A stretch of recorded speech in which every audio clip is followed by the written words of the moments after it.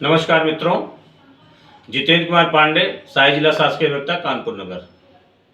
मैं आज आपको मोटर व्हीकल अधिनियम 1988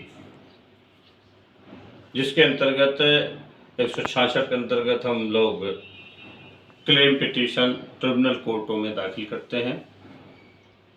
इस पर माननीय सर्वोच्च न्यायालय ने इलाहाबाद हाई कोर्ट द्वारा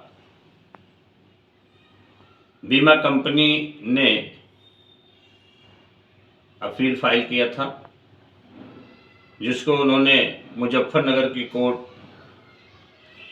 के ट्रिब्यूनल की कोर्ट के आदेश को सही माना था कि विरुद्ध ये appeal New India Insurance Company Limited versus Anand Pal आदि, जो SLP सिविल 7805/22, जिसको जस्टिस हृकेश राय व जस्टिस संजय करोल साहब ने न्यू इंडिया इंश्योरेंस कंपनी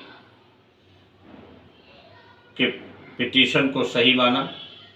घटना इस प्रकार है, आनंद पाल के भाई की दुर्घटना में मृत्यु हो गई। मृत्यु होने के बाद उनके भाइयों ने क्लेम पिटीशन फाइल किया और उसमें प्रतिवादी संख्या 1, 7 और 11, जो उनके सगे बड़े भाई और बहन थे, इन लोगों ने कहा कि हम मृतक पर आश्रित थे, जबकि तीनों लोग मृतक पर आश्रित थे, इसलिए हमें क्लेम दिलाया जाए। इस पर बीमा कंपनी ने विरोध करते हुए कहा कि ये तीनों लोग घटना के समय से पहले से अलग रह रहे हैं, तीनों लोग शादीशुदा हैं, इसलिए इन पर ये क्लेम पाने के अधिकारी नहीं हैं।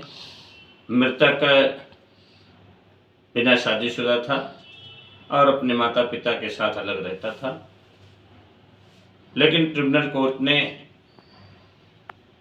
बीमा कंपनी के इस आपत्ति को खारिज करते हुए 30,15,000 रुपये का एवार्ड घोषित किया 7% ब्याज सहित। इसके विरुद्ध बीमा कंपनी माननीय इलाहाबाद उच्च न्यायालय में पिटीशन फाइल किया, लेकिन इलाहाबाद उच्च न्यायालय ने भी बीमा कंपनी के पिटीशन को खारिज कर दिया और ट्रिब्यूनल का आदेश को बहाल रखा। इस पर बीमा कंपनी माननीय सर्वोच्च न्यायालय में पिटीशन फाइल किया और सर्वोच्च न्यायालय ने पाया कि निश्चित रूप से जो मृतक के बड़े भाई और बहन थे, ये शादीशुदा थे और ये अलग रहते थे, ये उन पर आश्रित नहीं हो सकते हैं।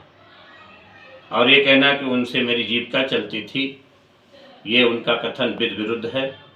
निश्चित रूप से कोई मृतक का जो वारिसान होता है वो उसके माता पिता, उसके परिवार के सदस्य अर्थात उसकी पत्नी, उसके बच्चे ही जो हिंदू लॉ में एयर्स दिए गए, उनके न रहने पर जो दूसरा सिस्टम है वो उनके भाई याद होते हैं।